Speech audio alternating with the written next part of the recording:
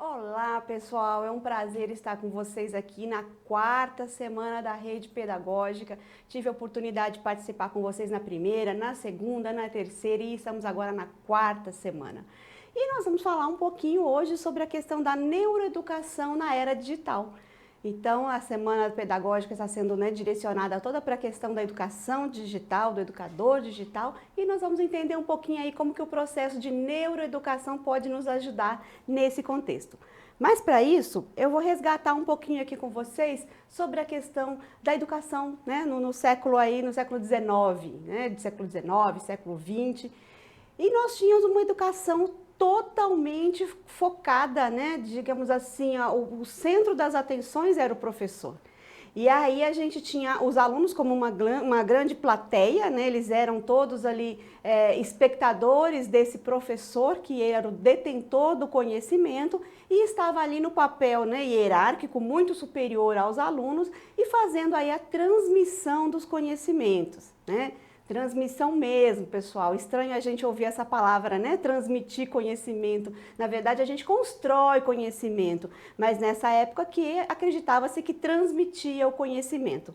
Como se fosse possível abrir a cabeça, tirar todo o conhecimento ali e colocar na outra caixinha, na outra cabecinha. A gente sabe que não é assim, a gente sabe que o conhecimento ele é construído, Mas nessa época ainda acreditava-se que era assim o modelo educacional, Quando a gente fala assim, a gente lembra, a gente consegue imaginar assim o professor como o detentor da fonte do conhecimento, então era inadmissível um aluno questionar o professor, um aluno tentar aprofundar numa reflexão no sentido de entender um pouco mais o que estava acontecendo, era simplesmente ouvir, tentar memorizar, o cérebro processava, fazia esse processamento e tentava memorizar esse conteúdo, Por isso que a gente, muitas vezes os alunos saíam da aula, eles até lembravam o que o professor estava falando, no outro dia já não lembrava mais. Por quê? Porque muitas vezes esse processamento, ele fica só no nível da memória de trabalho, da memória operacional, e ele não passa para a memória de longo prazo. Se ele não fez sentido para o aluno, se o aluno não conseguiu entender, não conseguiu fazer conexões significativas com outros conhecimentos que ele já tem, aquele conhecimento fica rapidamente ali na memória de trabalho e depois ele é descartado. Então, por isso que o aluno não consegue internalizar, não conseguia internalizar o conhecimento, Então, a forma que o nosso cérebro aprendia nessa época era assim, era a memorização, a simples memorização. O professor falava e o aluno memorizava. E por isso que muitas vezes não funcionava, porque muitas vezes não conseguia reter essa memória. E aí a gente fala um pouquinho agora da educação no século XXI. Primeiro questionamento, Será que nós continuamos com o modelo do século XIX?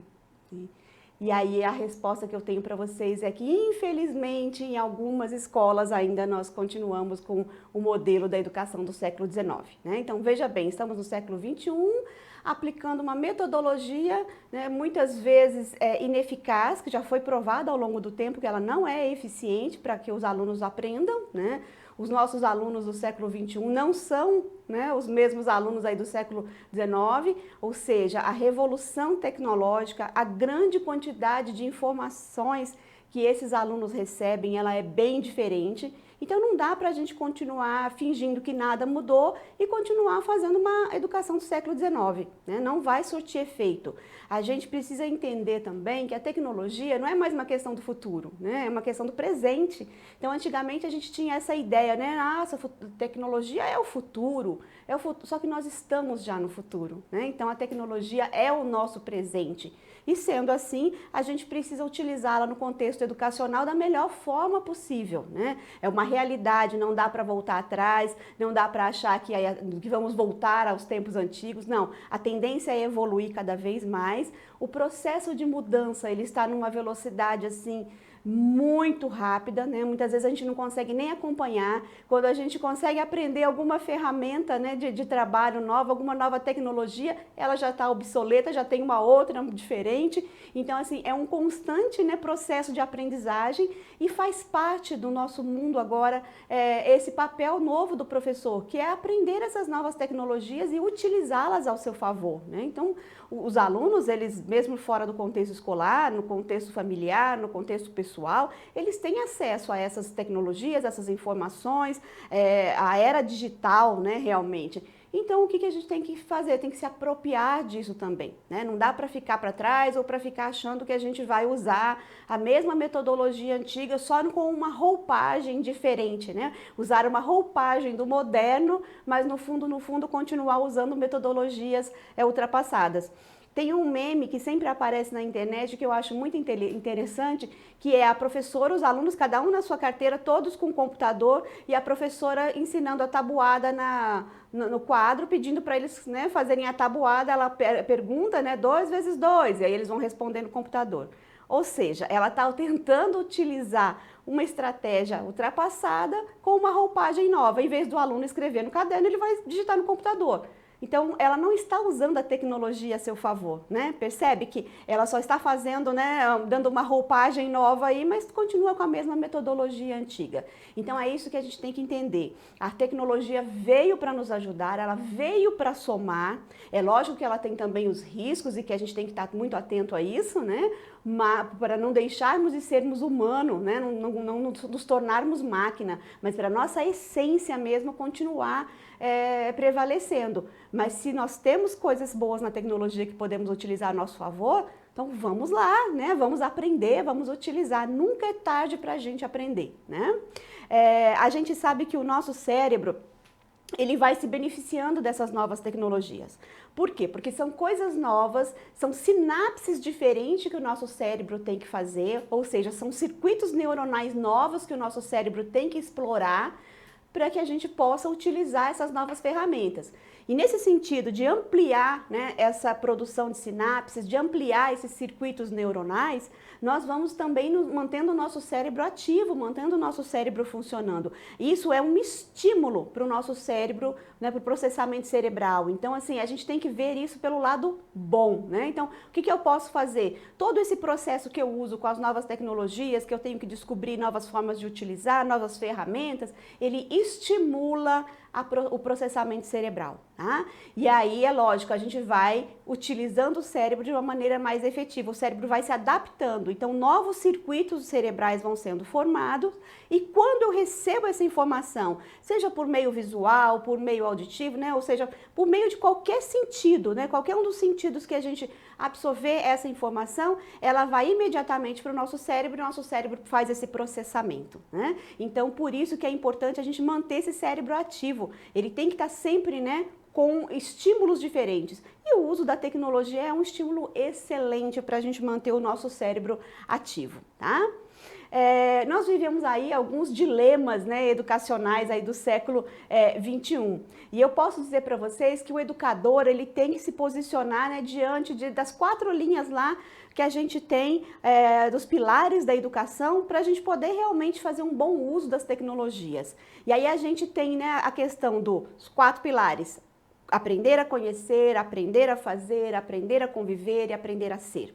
Então, primeiro, aprender a conhecer. Nós não precisamos ter medo das novas tecnologias, elas são nossas aliadas. O que a gente tem que ter é vontade de conhecer, né? Então, aprender a aprender. Eu não sei como utiliza, então deixa eu aprender como é que vai, como que utiliza, né? Vou buscar curso, vou buscar alguém que já sabe, que domina, e vou tentar entender e me adequar dentro desse contexto. Então, aprender a aprender é essencial. Se eu estiver fechada, se eu estiver bloqueada, se o meu cérebro estiver bloqueado para o aprendizado, eu não vou conseguir fazer um bom uso dessas tecnologias. Então, eu tenho que estar aberta, né, ao novo. Eu sei que o processo de mudança muitas vezes gera insegurança, né? Muitas vezes, assim, na maioria das vezes o processo de mudança gera insegurança, mas a mudança é essencial, né? A gente tem que sair da nossa zona de conforto. E nesse sentido, aprender a aprender é isso, sair da zona de conforto e buscar novos conhecimentos, tá?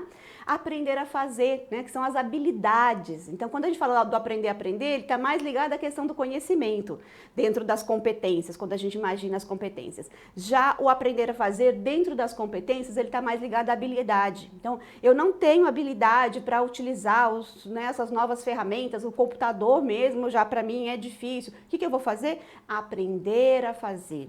Né? E a questão da habilidade é assim: quanto mais eu faço, mais eu vou ficando melhor naquilo que eu faço. Então, utilize, né? Aprenda a utilizar. aprender a conviver, né? Que é essencial. E dentro das competências ele está aí na atitude, né? Por que aprender a conviver? Porque os alunos, eles chegam na sala de aula com uma bagagem muito grande, eles sabem mexer em tudo, né? Os alunos já nascem sabendo utilizar ali praticamente o mouse e o computador, então eles já chegam na sala de aula sabendo muita coisa. E a gente tem que saber conviver com isso, né? Uma vez uma professora me disse que ela tinha medo de determinado aluno, porque o aluno sabia tudo, o aluno era muito inteligente, o aluno sabia tudo, e ela se sentia impotente diante do aluno, né? Então, assim, aprender a conviver com essas diferenças.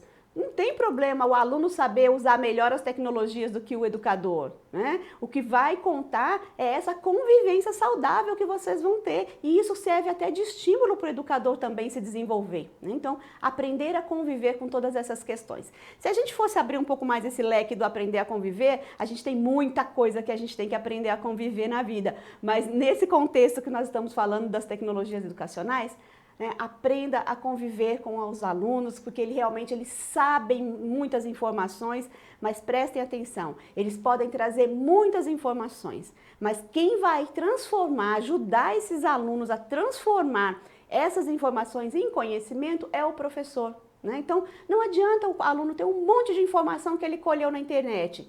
Se ele não conseguir construir esse conhecimento, né, construir o conhecimento com essas informações, de nada vai adiantar essas informações. E quem é a peça fundamental para auxiliar nesse processo de construção do conhecimento? É você, educador. Então, assim, o seu papel, ele não diminui em nada diante do uso das tecnologias. E é isso que é importante a gente entender, né? Sem o educador, o aluno continua sem construir conhecimento, tá? E por último, aprender a ser, né, que também é relacionado aí nas competências, ele está relacionado com a questão da atitude. Aprender a ser é o quê? Aprender a ser esse novo educador da era digital, um educador que consegue, né, se conectar aí às tecnologias e se conectar aos seus alunos de uma forma efetiva, tá? E aí, como se trata de atitude, a gente precisa que você queira ser, né? Não adianta só falar aprenda a ser, né? Então queira ser. Se você quiser ser esse educador diferenciado, com certeza você vai conseguir, né? A gente percebe muitas mudanças aí no perfil do educador, né? O educador, ele deve, né, sim, ter todo o conhecimento técnico acerca da sua área de atuação, isso é essencial e sempre vai ser, né? Que são os saberes didáticos, pedagógicos, próprio da atividade docente, né? Além, é claro, da expertise, né? Ele precisa ter essa expertise das tecnologias educacionais. Então, ele vai aliar esses conhecimentos que ele tem da área de atuação dele, né? Ou seja, um professor de educação infantil, um professor da área de matemática, de ciências, de português, ele precisa desse conhecimento didático-pedagógico da área dele e precisa também da expertise, né, com as tecnologias educacionais, o domínio da informática, para que ele possa transformar todos esses conhecimentos num processo de aprendizagem, né? Um processo de ensino e aprendizagem, tá? Então é uma junção, não dá para dizer que o educador ele tem que dominar só a área de conhecimento e nem que ele tem que dominar só a área de tecnologias educacionais. As duas são complementares, é isso que a gente precisa ter essa visão, né? Elas se complementam e essa complementação é que vai fazer toda a diferença, tá? Né? Nós não podemos conceber aí novos processos de aprendizagem, que novos processos de aprendizagem fiquem resumidos a atividades mecanicistas, né? Como lá no século XIX, como a gente disse. Então, assim, essa questão de ficar só atividades mecanicistas e cognitivas, ela precisa ser adequada para essa nova realidade. A gente precisa de novas técnicas, novos métodos para que a gente possa trabalhar isso de maneira mais atrativa para o aluno, para que ele não seja só aquela plateia, como nós dissemos aqui no começo da nossa conversa, que ele não seja só aquela plateia, mas que ele seja um sujeito ativo, protagonista da sua história, né? Que ele construa a sua história. Então, para isso, a gente precisa, sim, se adequar aí a essas novas metodologias e tecnologias, né? O educador, ele passa a ser, não como antigamente, o detentor do conhecimento, mas ele é o facilitador, ele vai provocar, ele vai instigar o aluno para que o aluno faça a construção desse conhecimento, né? Outro papel importante também do educador é de gestor, ele vai gerenciar esse processo de construção do conhecimento junto com o aluno, tá? Então, ele não passa a ser mais, né, digamos assim, o detentor do conhecimento. Ele vai promover aí a construção do conhecimento. Algumas mudanças aí, né, a gente pode até dizer que o educador, ele é o arquiteto do conhecimento, ou seja, ele vai projetar os processos de aprendizagem, né, ele vai definir esses processos de aprendizagem que vão ser importantes aí para criar situações em que os alunos consigam aí desenvolver e produzir o saber, né? O professor, ele assume uma postura, digamos assim, de sujeito pesquisador, né? Então, por quê? Porque ele vai estar preocupado com a constante atualização. É isso que trouxe vocês aqui na quarta semana pedagógica, eu tenho certeza, vocês todos que estão aqui estão buscando atualização, né? E essa atualização constante é necessária. Lembra que eu falei da velocidade das mudanças, né? Elas mudam assim, as coisas se tornam obsoletas com uma velocidade muito grande. Então, a gente precisa sim estar buscando, né, essas novas atualizações. Não dá para a gente continuar ano após ano aplicando o mesmo planejamento educacional, né, as mesmas atividades. Por quê? O nosso público muda, o nosso aluno muda, o mundo muda e a gente precisa sim incorporar esses projetos de mudança, tá? O novo, digamos assim, né, o novo perfil do educador, ele reconhece que ele precisa de uma parceria aí com os alunos, né? Esse processo de interlocução, de produção de conhecimento por meio de uma dialogicidade, né? O diálogo é importante, a construção. Não é o professor mandar e o aluno obedecer, mas é um diálogo que faça sentido para esse nosso aluno. Então, como vocês podem perceber, muda muito o papel do educador, né? Assim como mudou o papel do aluno, muda também o papel do educador, tá? E aí a gente sabe que nesse sentido, por exemplo, agora que vocês estão aí assistindo a essa aula, né? Vocês têm aí aproximadamente 86 bilhões de neurônios aí, e que esses 86 bilhões de neurônios aí estão formando mais ou menos nesse momento aí uns 110 trilhões de sinapses. Ou seja, né, como que isso é possível, Simone? Né? Então, assim, vocês têm muitos neurônios e conforme eu vou falando com vocês, vou conversando coisas que vocês vão tendo que assimilar isso, o seu cérebro ele vai se organizando no sentido de formar novas sinapses, né? E é isso que acontece com o seu aluno quando ele está ou em sala de aula ou na tela ali com você interagindo, né? Nesse momento que nós estamos vivendo muito essa questão da aula virtual, eles estão ali formando essa sinapse. Então, olha como é importante, o nosso cérebro está funcionando aí ativamente, tá? Então, nesse sentido, ficam algumas dicas que podem ajudar nesse processo aí. Seriam ativar todos os sentidos, tá? E muito importante, ative todos os sentidos do seu aluno. A visão, a audição, o toque, a sinestesia, o olfato, o que você puder ativar de sentidos no processo educacional vai facilitar que isso fique na sua memória e que vá, né, para a memória de longo prazo e depois ele se cristalize na memória, tornando-se realmente conhecimento adquirido, tá? Outra dica, né? Inserir a afetividade no processo de aprendizagem.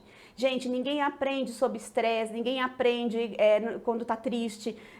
A situação de estresse, ela libera, né, muito cortisol no nosso cérebro e esse cortisol impede a aprendizagem. Então, procure ser afetivo, né? Ser carinhoso, isso tudo vai mexer com a sensibilidade do seu aluno, vai mexer com a afetividade e facilita o processo de aprendizagem, facilita muito, tá? Quando o aluno está liberando os hormônios do bem, né, que a gente chama que são ali ocitocina, serotonina, noradrenalina, dopamina, enfim, é quando ele está liberando esses hormônios do bem, ele está aberto aos processos de aprendizagem, as sinapses ocorrem com muito mais facilidade e essa aprendizagem fica muito mais significativa, tá? Outra questão, né? Conectar cérebro e emoção. Então, coloque emoção no processo. Vou fazer uma atividade com um aluno, vou despertar antes o interesse, né? Vou deixar eles curiosos, vou despertar aquela ansiedade boa para que ele fique pensando, nossa, o que vem agora? Então, conecte aí o cérebro e a emoção, tá? Liberte-se das crenças limitantes, aquelas que dizem para você assim, eu não consigo fazer isso, eu não sou da era digital, eu sou ainda um educador analógico, eu não consigo utilizar novas ferramentas. Isso é uma crença limitante. Liberte-se delas. Pense que todo mundo pode e deve aprender coisas novas, né? Então, isso só está te impedindo de evoluir. Tire essas crenças limitantes. Outra questão, as novas tecnologias aumentam o processo cerebral, né? Por quê? Porque, como eu falei para vocês, ela vai promover novas sinapses. Então, assim, saiba que se você está fazendo aí um processo de aprendizagem, né, você está aumentando essa questão aí do processamento cerebral. Isso é muito benéfico para a sua saúde, não só para a saúde mental, mas para a saúde física também, tá? E por último, gente, transforme a cultura da escola, né? Então, assim, se a sua escola não tem uma cultura digital, é hora de você começar a promover algumas ações para fazer a transformação dessa cultura. Uma transformação cultural, gente, nem sempre ela acontece rápida, ela é lenta. Mudar a cultura não é um processo rápido, mas se você não começar, se você não der o primeiro passo, isso nunca vai ocorrer, né? Então, assim, toma as rédeas da sua vida, né? Vamos mudar isso, vamos fazer uma transformação cultural dentro da sua escola, vamos inserir aí a tecnologia no contexto educacional, certo? E por último, eu quero dizer para vocês o seguinte, né, que o importante não é o instrumento tecnológico que você vai usar, tá? Mas sim como você vai utilizá-lo, né? Lembra que eu falei daquele memezinho, daquela charge da professora mostrando lá a tabuada, né? Então, assim, não é importante, não adianta você usar o computador, mas não fizer um bom uso dele, né? Então, não é um instrumento, mas sim como você vai utilizar, né? Pois o que você faz com a tecnologia é que faz toda a diferença, ok? Um grande beijo para você e foi um prazer reencontrar vocês aqui nessa quarta semana pedagógica.